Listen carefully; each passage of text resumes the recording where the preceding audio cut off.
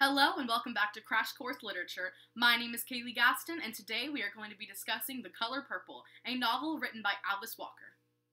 Miss G, isn't this book only about lesbians and rape? You're back again. Well, no, this book is not all about lesbians and rape. It's a very moving novel about sisterhood and... You know what? Never mind. Here's Hillary from Harrisonville to tell you all about it. The Color Purple is a novel which contains an awesome story of sisterhood and family.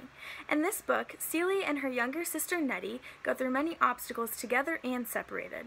When they are younger, they live with their abusive father, and as they grow older, Celie is sent off to marry an abusive man, and Nettie ends up living with the pastor's family in Africa. This book is composed of letters written from Celie to God, but further into the book, the letters shift between Nettie and Celie. This novel accurately portrays a sisterhood which stays strong through many obstacles of early life in rural Georgia. Thank you for that, Hillary. And now that we understand the basic plot line, why don't we go a little bit more in-depth with things, with symbols, themes, and motifs. Here's Tabitha to tell us all about it. Hello, my name is Bethany, and I will be going over the symbolism and themes for The Color Purple. First, we're going to start off with symbolism. Our first symbol is purple. The color purple represents all the good things in the world that God creates for men and women to enjoy.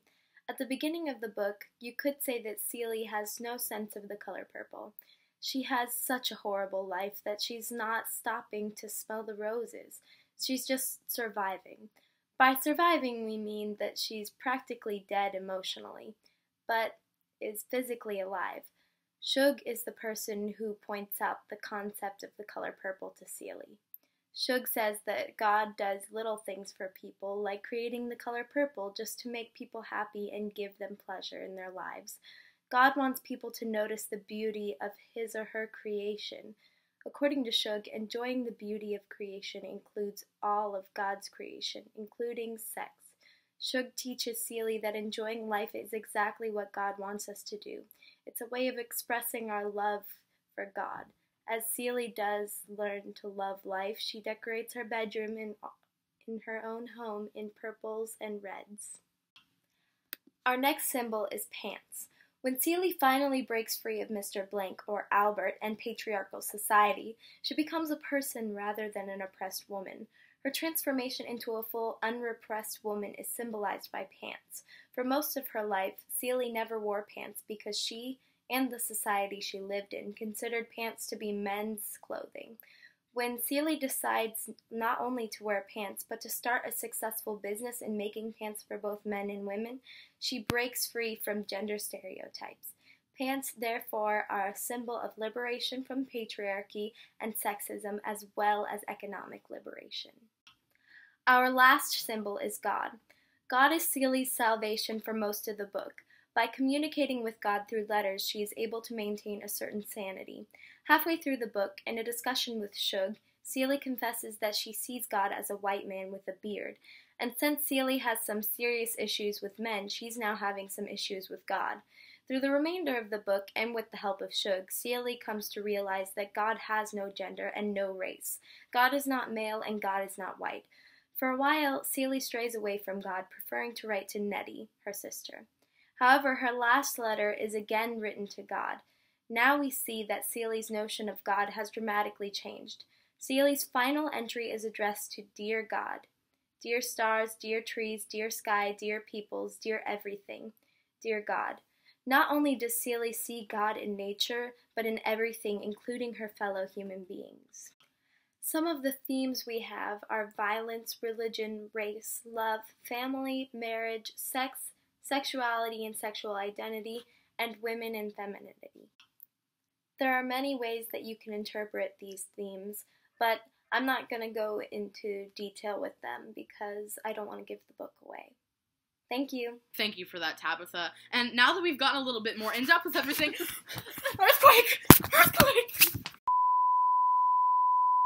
Sorry everyone, we're experiencing some technical difficulties right now. Here's Sarah from Paducah, Kentucky to tell you about the author.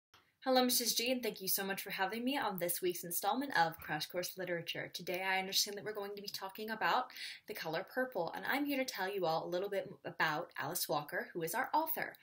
Let's start off with where she's born. Walker was born in Putnam County, Georgia in 1944. Huh. Now that I'm saying it, Putnam County sounds quite familiar.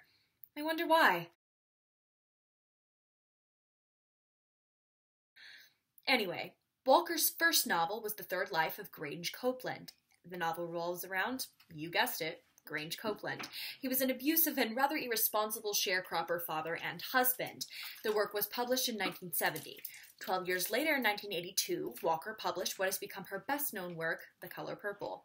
As we know, the novel follows a young troubled black woman, Celie, fighting her way through not just racist white culture, but patriarchal black culture as well. The book became a bestseller and was subsequently adapted into a critically acclaimed 1985 movie directed by Steven Spielberg, and it included Oprah Winfrey and Whoopi Goldberg, as well as becoming a 2005 Broadway musical, and in that showing it had 910 performances. How amazing, right? She won 2 notable awards for her literature, including the Pulitzer Prize for Fiction, and the National Book Award, both awarded to her in 1983. A fun fact for you all is that she was actually a very big civil rights activist, go figure. She actually got the amazing privilege of meeting Martin Luther King and was later inducted into the Georgia Writers Hall of Fame. Thank you so much for your time, and I hope you learned a little bit about Alice Walker. Back to you, Mrs. G.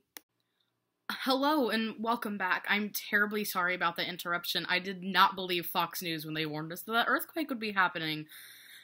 Anyway, so we've talked about the plot of the book, we've gone into symbols, themes, and motifs, and we've even learned a little bit about the author. So, as tradition, I have called upon Alice Walker herself, and she's going to be here for a little bit to tell us all about The Color Purple and what inspired her to write it. Hello, Alice. Hello. Thank you for having me today. It's great to be with you. You were just recently before a crowd of about 1,200 people in the audience at the Fall for the Book Festival in Arlington, Virginia. You read from The Color Purple, and you talked about its importance. Please, tell us your thoughts about what brought you to write this monumental work. Actually, I wanted to spend more time with my grandparents, and they had died, long ago, and my parents, so I set out to write a book in which I could really live for a year or two and be with them by creating characters who resembled them and by giving them a life that they might have had that, in fact, many of them did not have. I want to start off by talking about a certain scene in the novel. In this scene, our main protagonist finally stands up to her husband, who is simply addressed by the name Mr. throughout the novel. Could you maybe give us a little bit more insight on that? Well, it's a scene in which Celie basically curses Mr. and all the Misters in the world, and says to them, "Until you do right by me," meaning herself as a person, but also me as the earth, "everything you do will crumble, and everything you do will fail." And it's prophetic in that sense, and she somehow knows this. It comes very strongly through her that this is true, that unless people are doing right by the poor of the world, by the downtrodden, and by women, generally they are doomed. Our culture, our society, our world is doomed. Alright, and then you've got the amazing Shug Avery. I want to ask you about the title of your novel, but first let's go to Shug, who mentions The Color Purple in her conversation with Celie. Yes, in that conversation, she's explaining to Celie that, the beauty of nature is what reminds us of what is divine. I mean, that we're already in heaven, really. It's just that we haven't noticed it, and we've been diverted by people who want us to believe whatever it is they are basically selling us. But if you pass by the color purple in a field and you don't even notice it, why should you even be here on the planet? I mean, you should notice what it is here, because it is wonderful and amazing and loves you back by its beauty and by its fragrance, or however it can love you back. And how did that title come to you, The Color Purple? Well, it came to me because when I was writing the novel, I lived way in the country in Boonville, California, and I went walking through the redwoods and swimming in the river and noticed that in nature, purple is everywhere. And it's interesting because we tend to think that in nature, you would see more red, yellow, white, all of those colors, but actually purple is right there. And in that sense, it's like the people in the novel. You think that they are unusual, that what's happening to them is unusual, but actually it's happening somewhere on your block almost every minute. All the trouble, all of the trials and tribulations of Seelie are happening to people all over the planet right now. Oh, I get it now. Even though this book does have rape and other things in it, it all has a much deeper meaning. What? No, it's... Wait, what? Well, yes. Yes, that's exactly what that is. Wow. My work here is done. That is absolutely fantastic. Make sure you join us next week on Crash Course Literature, where we will be discussing Much Ado About Nothing, a comedy written by Shakespeare.